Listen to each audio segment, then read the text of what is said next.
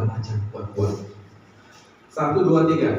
Tetapi orang-orang yang menanti-nantikan Tuhan mendapat kekuatan baru. Mereka seumpama raja wali yang naik terbang kekuatan sayapnya. Mereka berlari dan tidak menjadi lesu.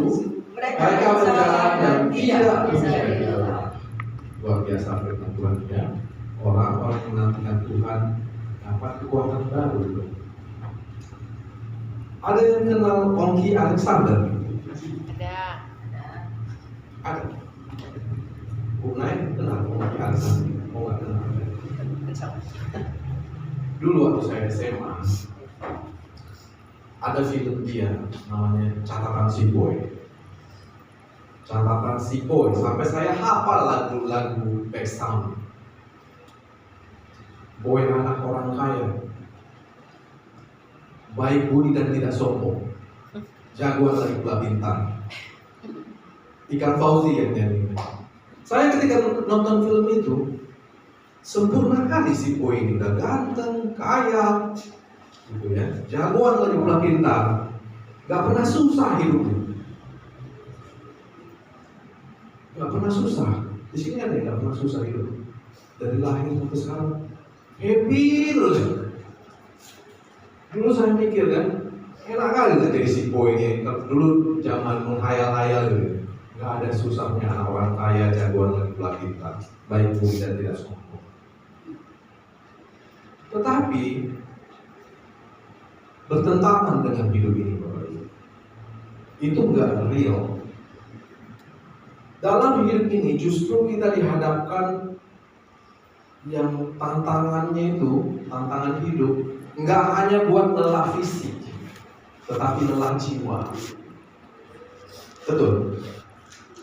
Dalam menjalani hidup ini bahkan seringkali kita itu enggak hanya lelah fisik, tetapi lelah jiwa. Lelah fisik ini masih nggak masalah, lelah jiwa ini yang masalah. Hilang semangat hidup. Kalau ditinggal pacar, lelah fisik atau lelah jiwa? Jiwa. Ini bersisi curhat pula gitu ya. Ketika orang hilang semangat untuk hidup, dia nggak bisa lagi menikmati hidup, nggak bisa. Tetapi kita sebagai anak-anak Tuhan, kita dipanggil bukan hidup dalam ketakutan. Kita dipanggil bukan hidup dalam keluhan. Kita harus bisa menikmati setiap musim hidup dengan iman yang teguh. Iman yang teguh, Bapak Ibu, bukan berarti nggak pernah goyah. Ada orang namanya teguh beriman. Lewat kuburan takut dia. Permisi katanya. Pernah di sini? Lewat kuburan permisi. Serta dijopung katanya gitu. Di kampung gitu. Namanya teguh beriman. Iman yang teguh bukan berarti tidak pernah goyah, tetapi tetap percaya meskipun segala sesuatu belum berubah. Tetap percaya. Abraham itu contoh orang beriman ya. Abraham. Pernah Abraham goyah? Pernah, Bapak Ibu. Gara-gara dia dengarkan istrinya. Dia meninggalkan warisan masalah sampai sekarang. Keturunannya dari Ismail itu selalu bertengkar dengan keturunan dari Ishak. Sampai sekarang. Gara-gara dia dengarkan istri. Tapi dia dikenal dengan bapak orang beriman. Artinya walaupun dia iman teguh, bukan berarti nggak pernah boleh. Dia tetap percaya akan janji Allah meskipun sudah tua. Dan keadaan pada waktu itu tidak mungkin. Murid-murid Yesus juga mencontohkan iman yang teguh. Murid-murid Yesus memberikan contoh itu. Apa sih hidup beriman itu? Kita sering dengarkan setiap korban iman. Dari zaman bahla kita dengar contoh. Apa sebenarnya? Ada yang membedakan Bapak Ibu. Hidup orang beriman dengan tidak beriman. Ada bedanya. Bedanya apa? Orang beriman itu membuat kita melihat melampaui keadaan. Kita melihat melampaui keadaan. Orang lain melihat di situ aja, kan? Kita melihatnya jauh. Orang yang memiliki iman yang teguh itu tidak terjebak oleh situasi saat ini. Dia nggak terjebak, walaupun di depan matanya itu kayaknya ancur-ancuran, susah, tapi dia nggak terjebak. Dia melihat dengan mata rohani bahwa Tuhan sedang bekerja. Beda orang beriman, dia memandangnya gitu. Ada firman Tuhan di 2 Korintus 5 ayat 7 bilang begini. Sebab hidup kami ini adalah hidup karena percaya, bukan karena melihat. 2 Korintus 5 ayat 7. Jadi kita tidak terjebak dengan situasi dalam kehidupan kita. Kita melampaui itu melihat. Amin. Amin. Bapak Ibu, saya pernah mengalami belajar beriman, baru masih belajar, belum ahli kali. Waktu saya kuliah dengan istri saya di usia 2 kami kuliah, di usia 45 tahun, tua-tua lagi ya. Bapak Ibu, semangat belajar walaupun udah tua, karena itu buat sehat. Jangan malas. Kami kuliah di usia tua dengan keadaan tidak punya uang sama sekali. Anak udah besar-besar, udah SMA dan SMP yang kebetulan kami kuliah. Waktu itu kalau melihat keadaan, aduh, kayaknya kami ini bodoh kali lah. Bahkan saudara kami bilang bodoh kali kami kuliah. Udah keadaan sulit, kuliah pula. Tetapi kami belajar beriman. Waktu itu kami tidak keluar sama sekali uang, Tuhan yang bayar. Sampai kami lulus. Bagaimana cara Tuhan bayarnya? Luar biasa. Saya pun terkagum-kagum. Saya selalu ingat kejadian itu. Suatu sore masuk WhatsApp. Saya lagi nggak punya uang untuk bayar kuliah. Masuk WhatsApp dari teman dari negeri jauh waktu itu. Jack, aku teringat sama kamu. Ada yang bisa mendoakan? Katanya gitu. Wih, pas sekali gitu. Ada. Doakan, saya sedang membutuhkan uang kuliah dan istri saya butuh uang kuliah. Oh ya, kami doakan ya. Kebetulan kami lagi jam doa di gereja. Boleh aku sharing doa ini? Boleh. Tiba-tiba mereka setelah berdoa ada satu yang nggak dikenal. Ya saya nggak kenal, dia kenal. Namanya Kurt. Dia bilang begini, boleh nggak aku yang nanggung biaya kuliah kawanmu itu? Tahu yang terjadi Bapak Ibu?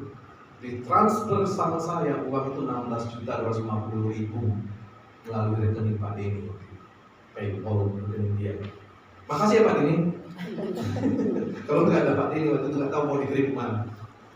Itu bayangkan cara Tuhan Bapak Ibu.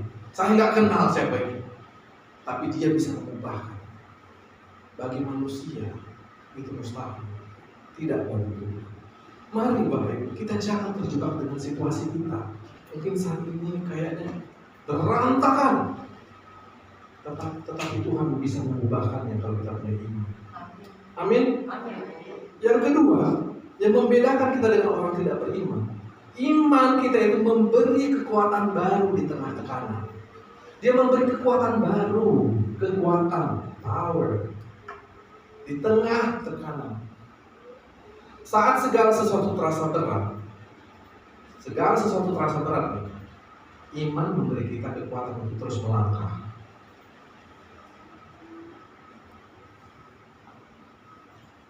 Waktu itu saya sebelum dikirim uang itu, saya sempat berpikir untuk mundur kuliah karena anak-anak udah besar butuh biaya. Fokus saya harus ke mereka.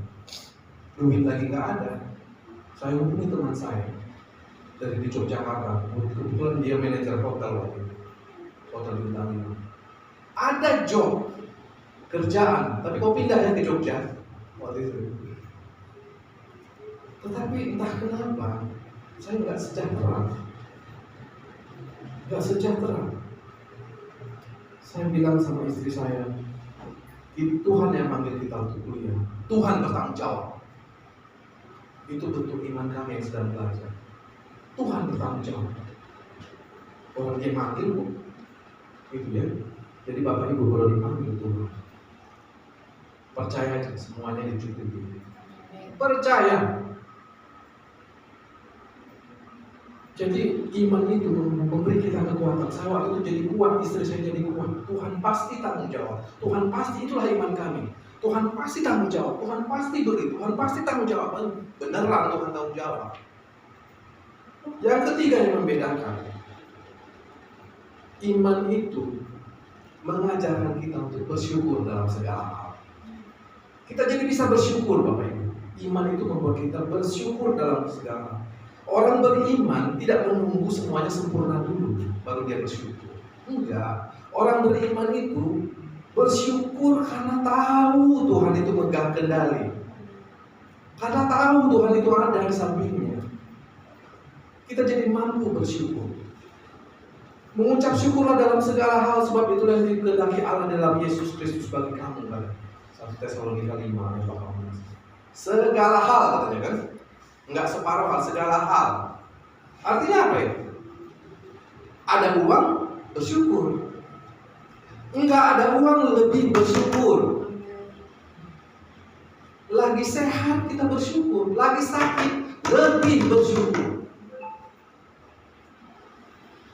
Tuhan itu sangat senang rupanya dengan orang bersyukur. Itu yang dikehendaki kan? Ini firman Tuhan loh. Jangan mengeluh. Sikit-sikit mengeluh. Sikit-sikit mengeluh. Mengeluh kok sikit-sikit. Apa? Orang Israel karena hobi kali ngeluh, dihukum sama Allah. Dipatok ular lah. Ingat ya, kejadian mereka keluar dari Mesir. Mengeluh aja, oh kami enak. Di Mesir aja lah dulu. Zaman dulu lebih enak. Akhirnya dari 40 hari jadi 40 tahun. Panjang perjalanan bergenerasi mereka di situ. Selalu dalam masalah karena mengeluh. Itu jadi pelajaran sebenarnya untuk kita. Itu jadi pelajaran. Tuhan gak senang orang mengeluh. Rupanya, jangan Tuhan tidak ada yang senang. Dia, gitu ya. Iman membuat kita bersyukur dalam segala. Saya kadang-kadang kaget ya, kaget. Ada orang labelnya hamba Tuhan, tapi hidupnya nggak beriman. Konon lagi kita yang bukan hamba Tuhan. Contohnya begini, saya punya kenalan seorang ibu gembala. Dia punya anaknya keguguran. Gerejanya lebih besar dari kita. Anaknya keguguran. Tahu ibu ini ngomong apa? Itulah salah kau. Kau nggak taruh gunting di sini kan, waktu kau hamil. Nggak taruh peniti kau di sini kan? Itu bu gembala ngomong. Gimana jemaatnya? Itu orang nggak punya iman. Masa anak keguguran karena ditaruhnya peniti di sini waktu hamil? Ajaran apa itu? Dan itu banyak loh. Banyak orang Batak begitu. Taruh kalian gunting di perut kalau lagi hamil, biar nggak diganggu roh jahat. Itulah kenyataan Bapak Ibu. Yang keempat yang membedakannya apa? Iman memampukan kita menikmati proses. Dia membuat kita mampu menikmati proses itu. Malah bersukacita pun, gitu ya. Iman itu mengubah cara pandang kita terhadap proses yang sedang kita jalani. Kita tidak hanya fokus pada hasil, tetapi mengalami Tuhan dalam prosesnya. Kita mengalami Tuhan dalam prosesnya. Kata orang dunia, proses tidak mengkhianati hasil. Betul itu? Betul. Seluruh perjalanan hidup kami, Bapak Ibu, mohon maaf ya, saya bersaksi itu karena saya mengalami seluruh perjalanan hidup saya, istri dan keluarga, lewat berbagai musim, bahkan musim yang paling rendah, fase yang paling kemarau dalam kehidupan kami. Kami makin kenal dengan Tuhan. Saya makin kenal Tuhan itu rupanya baik kali, benar baik kali. Saya jadi tahu kalau Tuhan itu sayang kali sama saya, walaupun saya bandel. Saya yang bandel aja, Tuhan berkati, apalagi Bapak Ibu. Gitu ya. Dia membuat saya itu mengerti ternyata Tuhan itu mengubahkan segala sesuatu demi kebaikan. Saya menikmati proses ketika saya miskin. Saya menikmati. Saya makin kenal dengan Tuhan. Saya menikmati proses ketika Tuhan memberkati. Saya tahu Tuhan rupanya selalu menemani kita dalam segala keadaan. Iman memampukan kita menikmati proses. Bapak Ibu, sama seperti sekolah minggu tadi saya ingatkan, sejak zaman COVID dunia ini berubah. Sekarang orang Kristen gak boleh jadi orang Kristen biasa, harus orang Kristen yang beriman. Zaman ini menuju zaman yang kita gak pernah duga. Sejak COVID orang dipaksa vaksin, betul? Bahkan negara pun tunduk. Bayangkan Bapak Ibu, beberapa tahun ke depan kita dipaksa oleh pemerintah ditanam tanda di sini supaya bisa jual beli, supaya bisa masuk rumah sakit, supaya bisa berdagang, supaya bisa kerja. Sekarang kemarin Luhut Panjaitan bilang wajib digital ID. Tahu digital ID? ID digital supaya dapat bansos. Di Inggris sekarang wajib digital ID. Dan nanti ada saatnya harus ditandai di sini supaya kita bisa belajar. Bayangkan kalau kita tidak punya iman, kita akan goyah Bapak Ibu. Dan orang yang sudah ditandai itu murka Tuhan melekat sama dia. Tak akan pernah masuk surga. Sekali tanda itu menempel. Bayangkan kalau kita jadi orang Kristen biasa sekarang, aduh, mari melekat dengan Tuhan sekarang ini. Mari melekat dengan Tuhan. Zaman ini sekarang berubah. Sekarang tengoklah, semuanya kiris kan? Pembayaran kiris. Semuanya kiris. Saya pernah bayar uang cash, ditolak. Ya, terima lagi bang, ini. Ya, orang ini sok kali pikirin. Saya nggak punya kiris. Saya ada kiris tapi nggak tahu cara menggunakan. Memalukan ya. Aduh. Jadi Bapak Ibu, bagaimana caranya supaya kita beriman? Ada caranya rupanya. Itu Roma 10 ayat 17. Iman timbul dari pendengaran dan pendengaran oleh firman Kristus. Iman timbul oleh pendengaran dan pendengaran oleh firman Kristus. Di Roma 4, Abraham tidak bimbang akan janji Allah, melainkan yakin bahwa Allah sanggup melaksanakan apa yang dijanjikan. Abraham ini jadi contoh bagaimana iman itu. Di Ibrani 11, Abraham disebut teladan iman dalam ketaatannya. Jadi cara untuk beriman itu adalah dengarkan dan renungkan firman Tuhan secara teratur. Dengarkan dan renungkan. Karena iman bertumbuh dari firman itu. Dengarkan firman Tuhan, makanya rajinlah beribadah. Percaya bahwa Allah setia pada janjinya, meskipun situasi belum terlihat berubah. Allah itu sifatnya satu, dia setia. Perhatikanlah dari perjanjian lama dulu. Bandar-bandar pun anaknya Israel ini setia terus mendampingi kan. Bapak Ibu sadar nggak? Kita ini sangat berharga. Kalau nggak berharga, ngapain Tuhan capek-capek datang nanti? Kayak misalnya, kita jauh lebih berharga dari malaikat. Dia setia. Kita harus taat. Tadi dengarkan firman Tuhan, terus percaya Allah setia, kemudian taat seperti Abraham. Ketika Tuhan memanggil, taat melangkah. Karena iman itu bertumbuh ketika taat. Jangan misalnya disuruh Amtitika, Kak Mustika, kau tolong ya, buat doa, aku tolong ya, planner. Aduh, nggak bisa aku. Orang lain aja aku dan Tuhan. Itu nggak taat. Kayak mana iman bertumbuh? Aduh, aku mundurlah dari pelayanan. Kayaknya nggak sanggup aku lihat muka si Anu. Kayak mana kita mau bertumbuh? Dan kita harus bertobat dan hidup dalam kehendak Tuhan.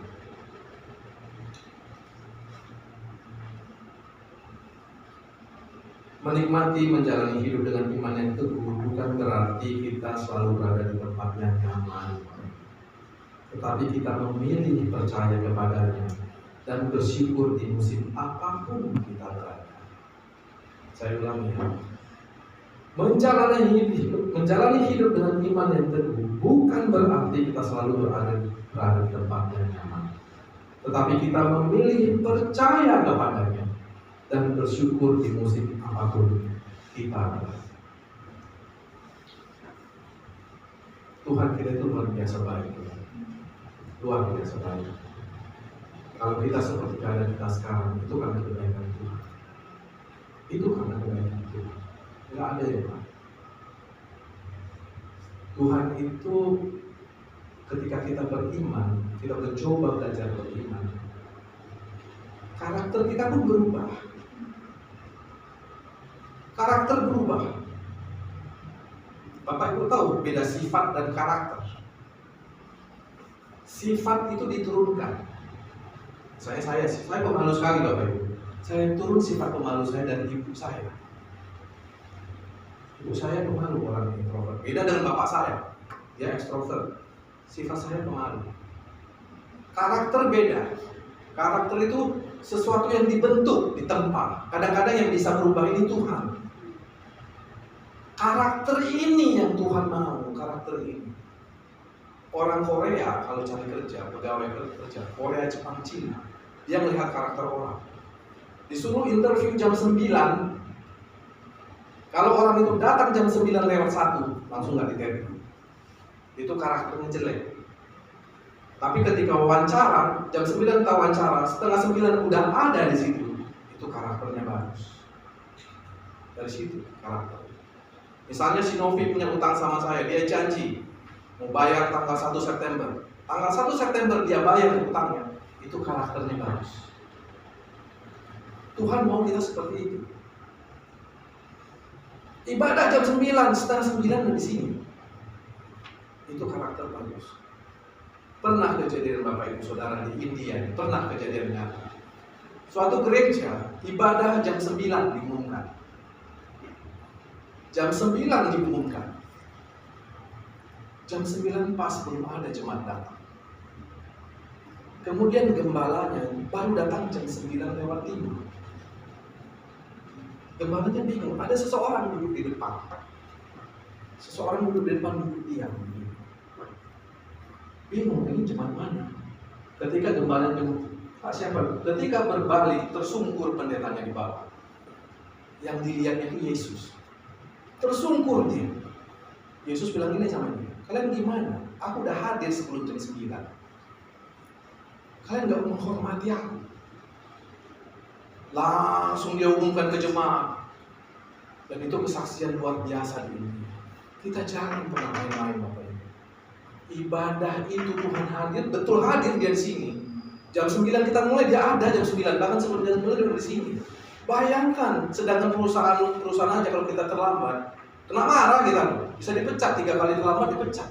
Apalagi Tuhan.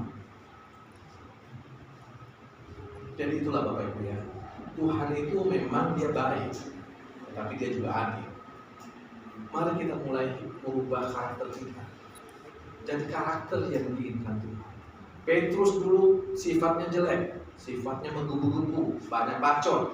Tapi ketika dia bertemu Tuhan, karakternya diubah jadi pemberani. Bahkan 3.000 orang bertobat. Satu-satunya murid Yesus yang tidak berubah karakter adalah Yudas. Yang berubah karakter. Serakah ya serakah aja. Gitu ya. Kita kalau punya sifat sabar, itu sifat. Ubahlah jadi karakter. Gimana caranya? Karakter sabar itu beda dengan sifat sabar. Sifat sabar misalnya gini, Tika punya utang sama saya. Tika punya utang. Terus nggak dibayar-bayarnya. 3 hari saya bersungut-sungut. Dia memang saya, tapi kita yang mukanya malas. Itu sifat sabar. Kita nggak mau berseteru konflik karena teman. Tetapi ketika karakter sabar itu beda. Ketika dia nggak bayar utang, kita ikhlas. Kita ikhlas melepasnya. Itu karakter. Itu yang Tuhan inginkan. Dan iman membentuk karakter kita seperti ini. Dengan beriman, kita mengandalkan Tuhan setiap saat, setiap waktu, apapun yang terjadi. Mau dunia ini goncang-ganjing, mau meledak, dunia ini belah dua, segala macam. Iman itu yang Tuhan ingin temui. Dia bilang gitu kan. Ketika dia datang, ada kayak iman yang kutemui, katanya. Dia melihat orang yang beriman. Bukan orang kaya, dia melihat orang beriman. Itu yang dia temui. Maka dari itu Bapak Ibu, ketika Tuhan datang nanti, saya selalu berdoa ketika pengangkatan saya ikut diangkat lagi. Malah saya lihat begini, berdoa demikian Bapak Ibu. Kalau misalnya Indonesia dan Malaysia perang, duta besar Indonesia ditarik dari Malaysia. Kalau kita perang dengan Malaysia ini, duta besar Indonesia di sana di Kuala Lumpur, dipulangkan nggak? Dipulangkan. Maka pastikan sekarang jadikan kita itu duta Kristus. Karena apa? Ketika Yesus datang, dia akan menarik semua duta-duta. Pastikan kita terangkat, karena dia menarik semua duta besarnya di dunia ini. Tugas duta besar itu dia memberitakan Kristus. Pengalaman dengan Kristus dia beritakan. Ketika dia datang, seluruh dutanya ditarik. Karena dia mau berperang kan dengan iblis pada waktu itu. Pastikan kita duta Kristus Bapak Ibu. Jadilah terus melekat dengan Kristus setiap saat, setiap waktu. Jangan main-main lagi. Dunia ini udah makin jahat, udah makin gak jelas. Ibu bunuh anak, anak bunuh ibu, bapak. Aduh, ngeri-ngeri lah sekarang ini. Kasih orang makin dingin. Hidup makin berat. Tapi tetap semangat ya Bapak Ibu. Tetap sukacita, tetap damai sejahtera. Karena hidup ini hanya sementara, kata lagu itu. Kita nanti selamanya bersama dengan Tuhan. Tuhan Yesus memberkati. Mari kita berdoa. Bapa, terima kasih kami belajar dan terus belajar hidup beriman ya Tuhan. Ampuni kami Bapa, kadang-kala kami ragu, seringkali kami mengandalkan diri sendiri. Tuhan, kami jadi tahu, ternyata Engkau selalu setia di setiap musim kami. Terima kasih Bapa, terima kasih Tuhan. Engkau adalah Allah yang sabar, Engkau Allah pemberi, Allah yang provider, Engkau Allah penyembuh. Engkaulah Tuhan semesta alam, Allah Tritau, Allah yang agung. Dan terpujilah Engkau Allah Bapa, karena kami mengenal Engkau di dalam anak Kristus Yesus. Sehingga kami tahu, kami sangat berharga di mata Tuhan. Sampai-sampai Tuhan mau mati bagi kami. Datang dengan misi khusus untuk menyelamatkan kami. Terima kasih Tuhan. Biarlah iman kami semakin teguh, semakin kuat, dan kami hidup terus di dalam sukacita sampai Kau datang yang kedua kali. Ketika Kau datang, ingatlah kami Tuhan, ingatlah kami, panggillah nama kami Bapa. Kami ingin bersorak-sorai di kerajaan Allah yang Maha Tinggi. Terima kasih Tuhan. Kami berdoa biarlah gereja-Mu ini diberkati Allah berlimpah-limpah. Engkau akan memperluas daerah pelayanan kami semakin dahsyat di dalam nama Tuhan Yesus. Amin.